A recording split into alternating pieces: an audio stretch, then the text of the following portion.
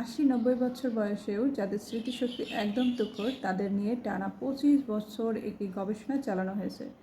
বিজ্ঞানীরা দেখেছেন এসব মানুষের মস্তিষ্ক সাধারণ বয়স্কদের তুলনায় দ্বিগুণ এবং ডিমেনশিয়া রোগীদের চেয়ে প্রায় 2.5 গুণ বেশি নতুন কোষ তৈরি হয়। এদের বলা হয় সুপার এজার। গবেষণায় দেখা গেছে এদের সুস্থ থাকার পেছনে ব্যায়াম বা খাদ্য অভ্যাসের চেয়েও বড় একটি কারণ কাজ করছে, আর তা হলো সামাজিক যোগাযোগ। এই মানুষগুলো মানসিকভাবে অন্যের সাথে খুব গভীরভাবে যুক্ত ছিলেন। দেখা গেছে যারা সবার সাথে মেলামেশা করেন তাদের মস্তিষ্ক সামাজিক আচরণের জন্য দায়ী বিশেষ নিউরন অনেক বেশি থাকে। অন্যদিকে একাকিত্ব মানুষের মস্তিষ্কে শারীরিকভাবে দুর্বল করে দেয়। তাই ডিমেনশিয়া বা স্মৃতিভ্রম থেকে বাঁচতে কোনো ওষুধের চেয়ে বেশি কার্যকর হলো প্রিয়জনের সঙ্গ। আপনি যদি আপনার মা বাবা বা সঙ্গীকে সুস্থ রাখতে চান তবে তাদের একাকী থাকতে দিবেন না। নিয়মিত তাদের সাথে কথা বলুন এবং সময় কাটান, কারণ মানুষের সাথে সুসম্পর্ক আর যোগাযোগই আপনার প্রিয়জনের মস্তিষ্ক সচল ও সুরক্ষিত রাখার সবচেয়ে শক্তিশালী উপায়।